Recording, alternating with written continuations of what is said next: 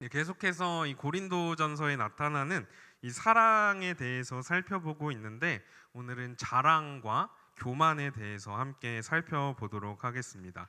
고린도 교회 안에는 다양한 은사들이 나타났습니다. 그리고 하나님께서 이렇게 성도들에게 은사를 주신 것은 교회를 세우시기 위해서였습니다. 그러니까 서로가 받은 그 은사들을 사용해서 서로를 더 사랑하고 서로를 더 섬기라고 그 은사들을 주신 것입니다. 하지만 고린도 성도들은 점차 이 은사를 다른 사람들을 섬기는 수단이 아니라 자신의 자랑거리로 삼아갔습니다. 그래서 다른 사람들이 가지고 있는 그런 은사들을 무시하고 내가 가진 은사가 더 특별하고 탁월한 것이다 라고 자랑하면서 점차 자신이 다른 사람보다 훨씬 더 낫다라는 그런 교만에 빠져가고 있었습니다.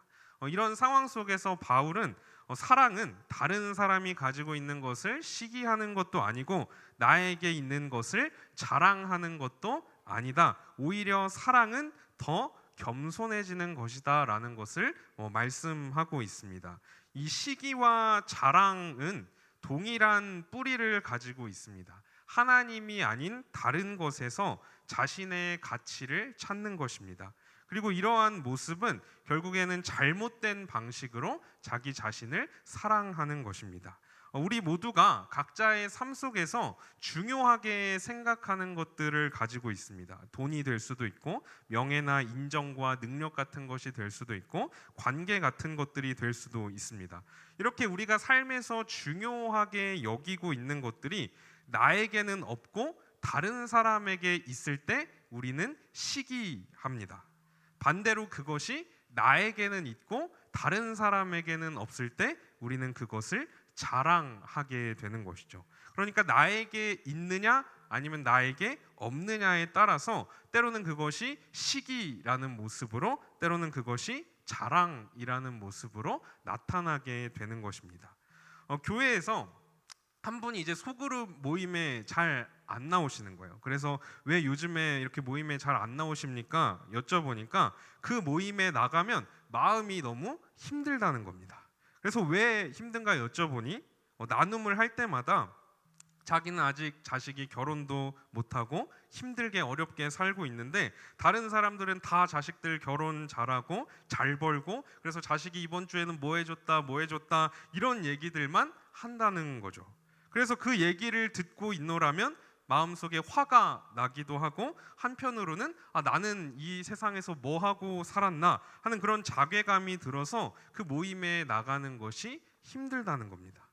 물론 우리가 기쁜 일을 함께 나누는 것이 굉장히 중요한 일입니다. 왜냐하면 우리가 기쁨을 함께 나눌 때 그 기쁨이 더 커지기 때문에 기쁨을 나누는 게 굉장히 중요합니다. 하지만 동시에 우리가 좋은 일들, 우리에게 일어난 특별하고 좋은 일들을 누군가와 나눌 때 조심해야 할 필요가 있습니다. 왜냐하면 누군가는 내가 한 그 이야기를 듣고 분노하거나 때로는 좌절에 빠질 수도 있기 때문입니다. 만약 제가 방금 말씀드린 이 말을 듣고 내가 이런 것도 마음대로 얘기 못하나, 듣는 사람이 문제지 내가 문제인가 하는 그런 마음이 든다면 우리 역시도 고린도 교회 성도들이 빠졌던 것과 같은 문제에 빠진 것이다 라고 이야기할 수가 있겠죠. 바울은 고린도전서에서 만일 음식이 내 형제를 실족하게 한다면 나는 영원히 고기를 먹지 않겠다. 그래서 그 형제를 실족하게 하지 않겠다라고 고백하고 있습니다. 그리고 예수님께서도 작은 자들 중에 하나라도 실족하게 하면 연자맷돌을 그 목에 걸고 바다에 던져지는 것이 낫다라고 말씀하실 정도로 다른 사람을 실족하게 하는 것이 얼마나 심각한 문제인지에 대해서 말씀하시기도 하셨습니다. 이처럼 자랑이라는 것은 누군가를 실족하게 할 수 있는 위험성을 가지고 있습니다. 한번 생각해 보십시오. 누군가와 만나서 1시간 동안 이야기를 나눕니다. 그런데 1시간 내내 그 사람이 끊임없이 자기 자랑만 한다라고 한다면 그 사람을 다시 만나고 싶으시겠습니까? 그렇지 않을 거예요. 우리도 누군가에게 이와 같은 사람이 될 수 있다는 것을 기억해야 합니다. 지금까지 신앙생활을 해오면서 굉장히 많은 간증들을 들었습니다. 간증이 무엇입니까? 하나님께서 나에게 행하신 일을 증거하는 것이 간증입니다. 그래서 간증의 목적은 그 일을 행하신 하나님을 드러내고 하나님을 높이는 것, 이것이 간증의 목적이 되어야 합니다. 그런데 많은 간증들을 들었을 때 저에게는 그 간증을 들으면서 하나님이 정말 위대하시구나 라는 생각보다는 어떻게 저분이 저렇게 할 수 있었지? 저분 진짜 대단하네. 이런 생각이 들 때가 훨씬 더 많았던 것 같아요. 그러니까 나를 통해서 하나님이 일하셨다기보다는 하나님이 나를 통해서 일을 하셨다라는 느낌을 받을 때가 많았습니다. 그리고 그에 뒤따라오는 생각은 그 모든 일을 행하신 하나님을 찬양해야겠다가 아니라 나도 저 사람처럼 되고 싶다. 나도 저렇게 열심히 해서 하나님으로부터 복을 누리고 싶다 하는 그런 부러움이었습니다. 물론 간증하시는 분들이 다 이런 의도를 가지고 말하지는 않을 거라고 생각합니다. 하지만 알게 모르게 우리에게는 나 자신을 드러내고 자랑하고 싶어하는 그런 모습들이 나타날 수 있다는 것을 우리는 항상 염두에 두어야 합니다. 그렇다면 우리는 왜 이렇게 자랑을 하고 싶어하고 또 자랑하게 되는 것일까요? 그것은 우리가 자랑하는 대상을 사랑하기 때문입니다. 반대로 말하면 내가 무언가를 사랑하고 있기 때문에 그것을 자랑하는 것입니다. 왜 부모님들이 입만 열면 자식들 자랑을 그렇게 하겠습니까? 그만큼 자식을 사랑하기 때문입니다. 이처럼 내가 지금 자랑하고 있는 것은 사실 내가 지금 사랑하고 있는 것이 무엇인지를 분명하게 보여주는 증거입니다. 그렇다면 우리 성도님들은 과연 무엇을 지금 자랑하고 계십니까? 우리에게는 본성적으로 자랑하고 싶은 욕구가 있습니다. 내가 가진 것들을 통해서 나를 드러내고 싶고 또 다른 사람들로부터 칭찬받고 인정받고 싶고 그래서 내가 꽤 괜찮은 사람이다라는 것을 나타내고 싶어 하는 것, 이것은 사실 우리 안에 있는 본성입니다. 그런데 이 자랑은 결국에는 나를 높이는 것이고 그렇기 때문에 결국에 교만으로 이어질 수밖에 없습니다. 교만은 나를 원래의 상태보다 더 부풀리고 우쭐해져 있는 상태를 의미합니다. 나를 다른 누군가보다 더 높게 여기는 것입니다. 그렇기 때문에 이 자랑 속에는 교만이 항상 녹아 있습니다. 저 사람에게 없는 것을 나는 가지고 있다. 그러니까 내가 저 사람보다 더 나은 사람이다. 내가 저 사람보다는 더 특별하고 가치 있고 귀한 사람이다 하는 마음이 그 자랑 속에 깔려 있다는 것이죠. 그렇기 때문에 이러한 교만과 자랑은 결국에는 관계를 깨뜨리고 또 공동체를 무너뜨리게 됩니다. 히스기야 왕은 유다 역사 속에서 몇 안 되는 선한 왕이었습니다. 히스기야는 유다의 영적인 각성을 주도했고 또 유다의 회복을 이끌었던 왕이었습니다. 그래서 열왕기하 20장을 보면 히스기야 왕이 하나님의 놀라운 역사를 경험하는 장면이 기록되어 있습니다. 히스기야 왕이 병들어서 죽게 되었고 자신이 곧 죽게 된다는 것을 선지자를 통해서 통보받습니다. 그러자 히스기야가 전심으로 하나님께 기도해요. 그리고 하나님께서는 그 히스기야의 기도를 들으시고 히스기야를 고쳐주시겠다고 말씀하십니다. 앞으로 15년을 더 살게 해주시겠다라고 말씀하시면서 그 징표로 해의 그림자를 10도 뒤로 물리시는 그런 놀라운 초자연적인 기적을 베풀어 주십니다. 그런데 문제는 이 사건 이후에 일어납니다. 바벨론 왕이 히스기야가 병들었다는 소식을 듣고 그에게 사절단을 보냅니다. 그때 히스기야가 무슨 일을 했는지 아십니까? 자신의 보물고와 군기고와 창고의 모든 것들을 다 그 바벨론 사절단에게 보여줍니다. 그러니까 자신이 가지고 있는 그 부와 군사력을 그들에게 자랑한 것입니다. 그리고 역대하 32장을 보면 이런 히스기야의 행동을 이렇게 해석하고 있습니다. 우리 역대하 32장 25절 함께 읽어보도록 하겠습니다. 히스기야가 마음이 교만하여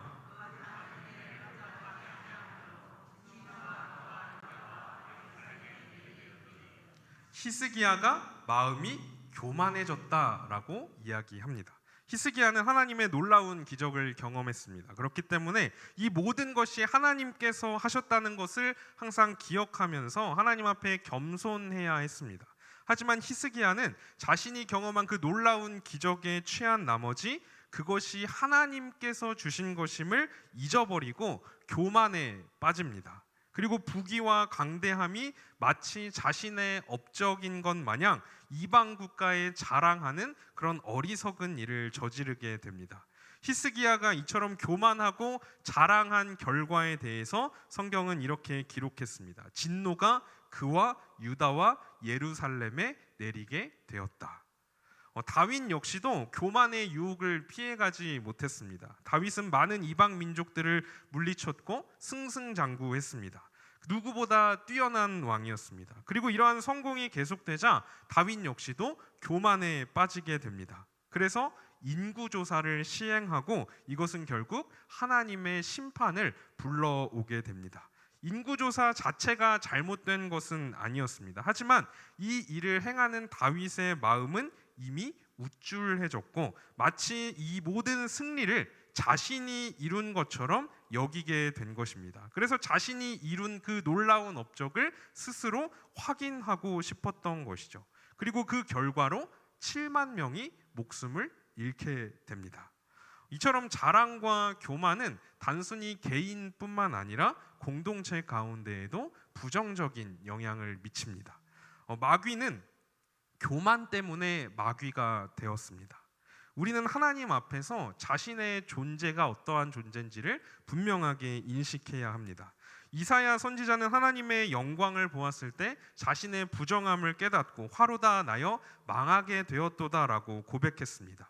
베드로는 예수님을 만나고 나서 주여 나를 떠나소서 나는 죄인이로소이다라고 고백했습니다. 이것이 하나님 앞에 선 사람들의 공통되고 마땅한 고백입니다. 우리는 하나님 앞에서 결코 교만할 수 없다는 것이죠. 하나님이 아니라면 우리는 그저 먼지보다 못한 초라한 존재에 불과합니다. 그리고 우리가 가지고 있는 모든 것들은 사실 원래 우리의 것이 아니라 하나님의 것이었습니다. 우리가 정말 이 사실을 알고 있다면 어떻게 하나님 앞에서 나 자신을 높이고 무언가를 자랑할 수 있겠습니까? 그래서 잠언 16장 5절을 보면 우리에게 이렇게 말하고 있습니다. 잠언 16장 5절입니다. 무릇 마음이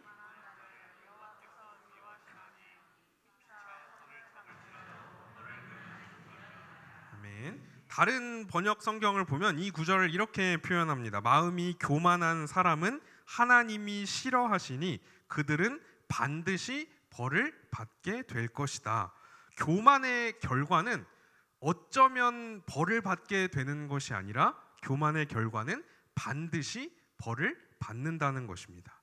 우리는 이 사실을 기억하고 내 마음 가운데 혹 교만이 자리하고 있지는 않은지 그것으로 인해서 나를 자랑하고 있지는 않은지를 늘 점검해야 합니다. 오늘 말씀을 보면 사랑은 자랑하지 않고 또 교만하지도 않는다라고 말하고 있습니다. 이것을 긍정적인 표현으로 바꾸면 사랑은 나보다 다른 사람들을 더 높여주는 것이고 사랑은 겸손한 것이다 라고 표현할 수도 있습니다. 바울은 오늘 본문에서 사랑은 자랑하지 않는다라고 말하고 있는데 그럼에도 불구하고 바울을 보면 바울이 목숨을 걸고 자랑한 것이 한 가지 있습니다. 갈라디아서에서 바울은 이렇게 고백하고 있습니다. 갈라디아서 6장 14절입니다.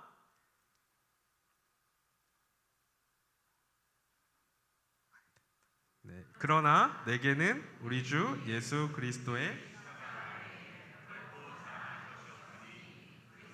말미암아 세상이 나에 대하여 십자가에 못 박히고 내가 또한 세상을 대하여 그러하니라. 아멘. 바울이 뭐라고 고백하고 있습니까? 나에게 우리 주 예수 그리스도의 십자가 외에는 결코 자랑할 것이 없다. 이게 무슨 의미입니까? 나는 오직 예수 그리스도의 십자가만을 자랑하겠다는 것입니다. 그래서 바울은 고린도후서에서는 자랑하는 자는 주 안에서 자랑할지니라라고 말하고 있습니다. 오직 주인 되신 예수 그리스도를 자랑해야 한다라는 것이죠. 바울은 소위 세상적으로는 자랑할 것이 굉장히 많은 사람이었습니다. 좋은 가문에서 태어나기도 했고 학벌도 좋았고 또 성경에도 해박했고 나름대로 종교적인 열심도 가지고 있었습니다. 율법적으로는 흠이 없을 정도였고 회심한 이후에 하나님의 놀라운 기적과 역사들을 숱하게 경험했던 사람이 바울입니다. 하지만 그런 바울이 나에게는 예수 그리스도의 십자가 외에는 결코 자랑할 것이 없다라고 고백하고 있는 것입니다. 이전에 바울에게 있어서 자신이 가지고 있었던 그 모든 것들은 너무나 소중하고 중요한 것이었습니다. 하지만 예수 그리스도를 만난 바울은 자신을 향한 하나님의 사랑을 깊이 깨닫게 됩니다. 그리고 자신이 사랑해야 할 대상은 다른 그 어떤 것도 아니라 오직 나를 위해서 십자가를 지신 예수 그리스도뿐이라는 것을 깨닫게 되었습니다. 하나님 앞에서 자신은 죄인 중에 괴수고 또 모든 성도 중에서 지극히 작은 자보다 더 작은 자에 불과하다라는 것을 깨닫게 된 것입니다. 그래서 자신이 누리고 있는 그 모든 것이 하나님의 은혜로 나에게 주어졌음을 고백하게 된 것이죠. 그래서 살든지 죽든지 나를 통해서 오직 그리스도만 존귀하게 될 수 있다면 나는 아무런 상관도 없다라는 그런 놀라운 고백을 할 수 있었던 것입니다. 바울이 루스드라라는 곳에서 한 걷지 못하는 자를 고쳐주는 사건이 있었습니다. 그리고 사람들은 그 모습을 보면서 신이 이 땅에 내려왔다라고 바울을 칭송합니다. 그때 바울이 보였던 반응이 무엇이었습니까? 옷을 찢고 그들에게 소리칩니다. 우리도 당신과 같은 사람에 불과하다. 우리는 신이 아니고 참된 신이신 하나님을 전하는 사람일 뿐이다 라고 소리쳐 외칩니다. 바울은 그의 사역 속에서 자신이 드러나게 되는 것을 지나칠 정도로 조심했던 사람이었습니다. 혹여나 그것으로 인해서 자신이 하나님보다 더 높아지지는 않을까, 예수님이 드러나는 것이 아니라 자신이 드러나게 되지는 않을까 두려워했던 사람이 바울이었습니다. 만약 누군가가 당신은 정말 믿음이 좋은 사람이군요 라고 칭찬한다면 어떤 마음이 드시겠습니까? 혹 누군가가 당신이 나를 위해서 기도해 준 덕분에 내가 가지고 있던 그 문제가 해결되었습니다. 이런 말을 듣게 되었다면 어떤 마음이 드실 것 같으십니까? 그래도 나 좀 영빨 좀 있나? 믿음 좀 있나? 나 능력 있나? 이런 마음이 우리에게 찾아올 수 있다는 거죠. 하지만 우리는 능력의 주체가 아닙니다. 우리는 주인공이 아니에요. 세상은 네 인생의 주인공은 바로 너다라고 이야기합니다. 요즘은 자기 PR 시대라고 말하면서 자신을 주장하고 자신을 자랑하는 게 미덕으로 여겨지기도 합니다. 하지만 그리스도인은 자신을 자랑하는 사람이 아닙니다. 인생의 진정한 주인공은 내가 아니라 하나님이십니다. 우리는 그분을 가리키는 손가락일 뿐입니다. 세례 요한은 위대한 선지자였습니다. 말씀이 끊어졌던 그 오랜 시간이 지나고 그를 통해서 다시 하나님의 말씀이 선포되기 시작했습니다. 세례 요한은 많은 능력들을 행했고 수많은 사람들이 세례 요한을 존경하며 세례 요한을 따랐습니다. 하지만 예수님께서 이 땅에 오시고 사람들이 예수님께로 나아가자 세례 요한이 이렇게 고백합니다. 요한복음 3장 30절입니다. 그는 흥하여야 하겠고 나는 쇠하여야 하리라 하니라. 아멘. 겸손이 무엇일까요? 겸손은 주님이 흥하시고 나는 쇠하는 것입니다. 그런데 우리는 어떤 마음을 품습니까? 주님이 흥하고 나도 흥하고 싶어 합니다. 그러다 보면 어느 순간인가는 주님은 쇠하시더라도 나는 흥했으면 좋겠다 하는 일들이 나타나게 되는 것입니다. 다른 사람들과의 관계에서는 어떻습니까? 옆에 계신 분들 한번 보시고 당신이 흥하셔야 합니다. 나는 쇠하여져서 당신이 흥하도록 당신을 섬기겠습니다. 이것이 겸손이에요. 겸손. 그래서 바울이 빌립보서에서 뭐라고 이야기하냐면 오직 겸손한 마음으로 각각 자기보다 남을 낮게 더 높게 여기라는 것이죠. 우리가 주님만을 높이고 다른 사람들을 높여주면 그러면 이제 내 삶은 어쩌면 별 볼 일 없는 초라한 인생이 되는 거 아닌가 이렇게 생각할 수도 있지만 사실은 그렇지 않습니다. 여기에 그리스도인의 역설이 담겨 있습니다. 우리가 이렇게 겸손을 행하며 살아가는 것이 사실은 우리가 인생을 정말 인간답게 제대로 살아갈 수 있는 비결입니다. 우리가 가장 행복하게 살아갈 수 있는 방법은 주님께서 우리에게 가르쳐 주시고 몸소 보여주신 것처럼 겸손을 따라서 살아가는 것입니다. 그는 흥하여야 하겠고 나는 쇠하여야 하리라 라고 고백했던 이 세례 요한이 예수님으로부터 어떤 평가를 받는지 아십니까? 여자가 낳은 자 중에 가장 큰 자라는 평가를 받게 됩니다. 무엇보다 우리 예수님의 삶을 한번 생각해 보십시오. 예수님은 이 세상의 그 누구보다 자랑할 것이 많으신 분이셨습니다. 예수님은 천사들이 수종을 드는 분이셨고 무리를 걸으셨고 풍랑을 잠잠하게 하시는 분이셨습니다. 아주 적은 음식으로도 수천 명의 사람들을 먹이셨고 이 세상에서는 고칠 수 없는 병이라고 하더라도 그분의 말 한마디면 그 모든 병들은 깨끗하게 되었습니다. 귀신들도 예수님 앞에 두려워하며 떨며 도망갔습니다. 하늘과 땅의 모든 권세가 바로 예수님께 있었습니다. 세상에서 예수님보다 특별한 존재는 없었고 온 천하 만물을 예수님께서는 다스리시는 분이셨습니다. 누군가가 진정 자신을 높일 수 있다면 그것은 오직 예수님에게만 해당되는 말이었습니다. 하지만 예수님께서는 그 영광을 취하지 않으셨다라고 성경은 기록하고 있습니다. 오히려 자신을 비워서 종의 형체를 가지셨고 우리와 같은 연약한 인간의 몸을 입으셨다고 성경은 기록합니다. 오히려 가장 낮은 자리로 자신을 낮추시고 죽기까지 하나님께 복종하시고 사람들을 섬기는 삶을 살아가셨다는 것을 성경은 너무나 분명하게 증거하고 있습니다. 예수님께서 이 땅에 오신 것은 섬김을 받으시기 위해서가 아니라 도리어 섬기기 위해서였습니다. 가장 높은 분이셨음에도 불구하고 가장 낮은 자리에서 예수님은 죽음을 맞이하셨습니다. 왜 예수님께서 이렇게 살아가셨을까요? 바로 죄인인 우리를 사랑하셨기 때문입니다. 예수님은 자신을 자랑하는 일에는 관심이 없으셨습니다. 그저 우리를 살리심으로 하나님의 영광을 나타내시기 위해서 가장 낮은 자리로 또 섬김의 자리로 기쁨으로 나아가신 것입니다. 그리고 하나님께서는 그 예수님을 지극히 높이셔서 모든 이름 위에 뛰어난 이름을 주십니다. 하늘과 땅의 모든 것들이 예수의 이름 앞에 엎드리게 하셨고 하나님의 영광을 드러내셨다고 분명하게 말씀하고 있습니다. 만약 우리가 높아지려고 한다면 주님께서는 우리를 낮추실 것입니다.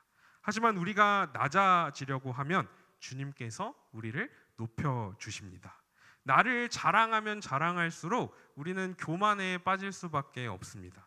하지만 우리가 예수님을 자랑하면 자랑할수록 우리는 점점 더 겸손해질 것입니다.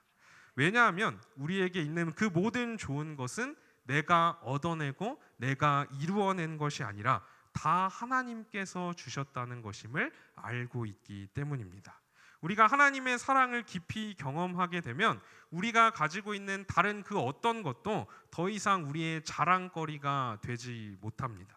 아무것도 아니었던 나를 위해서 기쁨으로 자신의 생명을 바치신 그분 앞에서 우리가 과연 무엇을 자랑할 수 있겠습니까?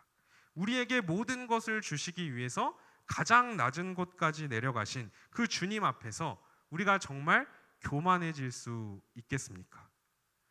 이 세상의 자랑거리들은 일시적입니다. 그러한 것들을 아무리 많이 우리가 자랑하며 살아간다고 해도 그것은 결국 공허한 삶일 뿐입니다. 하지만 우리가 예수님을 자랑하는 삶을 살아간다면 우리의 삶은 예수님으로 더욱 풍성하게 채워질 것입니다.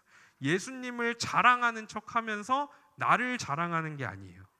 정말 우리의 중심에 예수님만 드러나면 된다. 예수님만 높아지실 수 있다면 나는 어떻게 되어도 상관없다라는 그 마음이 정말 우리에게 회복될 수 있기를 간절히 소망합니다. 우리가 이 마음을 품게 된다면 예수님이 사랑하셨던 또 다른 사람들에게도 겸손하게 나아가게 될 것입니다.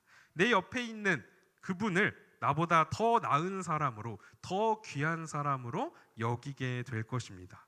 예수님께서 제자들의 발을 씻겨주시면서 내가 너희 발을 씻겨주었으니 너희도 서로의 발을 씻겨주어야 한다고 말씀하셨습니다. 우리가 하나님 앞에서 다른 사람보다 나으면 정말 얼마나 더 낫겠습니까? 하나님께서 보시기에는 이 사람이나 저 사람이나 다 죄인일 뿐입니다. 나나 내 옆에 있는 사람이나 그 누구나 다 하나님의 은혜를 필요로 하는 사람들이고 예수님 없이는 아무것도 아닌 사람들에 불과하다는 것입니다. 사랑은 겸손합니다. 사랑은 내가 낮아져서 다른 사람들을 섬기는 모습으로 나타나게 됩니다. 우리에게 정말 이 사랑이 있습니까? 혹 내가 가진 것들을 자랑하면서 다른 사람을 깔보거나 내가 그래도 저 사람보단 좀 낫지 하면서 교만에 빠져 있지는 않으십니까? 그렇다면 우리가 다시 하나님의 사랑으로 돌아설 수 있기를 바랍니다. 그리고 다시 섬김의 자리로 나아갈 수 있기를 바랍니다. 우리가 말로 다른 사람들을 섬길 수 있습니다. 내가 대화를 독차지하려고 한다거나 모든 관심을 나에게 끌고 주목받으려고 하지 마십시오. 오히려 상대방의 말을 들어주고 또 인정해주고 그들을 높여주십시오. 또 우리는 우리의 손으로 다른 사람들을 섬길 수 있습니다. 집에서 설거지를 하거나 빨래를 할 수도 있을 것이고 또 교회에서 사람들이 하기 싫어하는 힘든 그런 일들이 있습니다. 그런 자리로 우리가 기꺼이 나아가 섬길 수도 있을 것입니다. 사역을 하다 보니까 많은 분들이 저를 이제 사역자로 또 목사로 대접해 주시고 대우해 주실 때가 많이 있습니다. 그래서 이 자리가 사실 섬기는 자리라는 것을 너무나 알고 있지만 그럼에도 불구하고 어느샌가 대접받는 것이 당연한 것처럼 느껴지고 또 내가 섬기기보다는 섬김을 받으려고 하는 것들 그런 모습들이 참 익숙해지는 제 모습을 종종 보게 됩니다. 그것이 마치 당연한 것처럼 느껴지는 순간들이 찾아올 때가 있습니다. 그럴 때마다 제가 주님이 나에게 보여주셨던 그 삶과 내 삶이 얼마나 거리가 먼가 하는 것들을 좀 깊이 느끼게 됩니다. 예전에 함께 이제 사역하셨던 목사님이 집사님 가정과 함께 신방하시는 장면을 본 적이 있습니다. 참 놀라웠던 것은 식사를 마치고 그 식당을 나오면서 그 목사님이 집사님의 신발을 이렇게 신발장에서 꺼내셔서 바닥에 이렇게 놓아주시는 그 장면을 딱 봤습니다. 그러니까 그 집사님이 막 어쩔 줄 몰라 하시면서 너무 고마워하시고 감격하시는 거예요. 섬긴다는 것은 단순히 우리가 일을 한다는 것이 아닙니다. 우리가 주님의 마음으로 누군가를 섬길 때 그것은 사실 사람을 살리는 일이고 그 사람을 높여주는 것입니다. 그리고 그것은 내 안에 하나님의 사랑이 있다는 것을 보여주는 증거이기도 합니다. 섬김을 받는 자리가 아니라 섬기는 자리로 나아갈 수 있는 우리 모두가 되기를 소망합니다.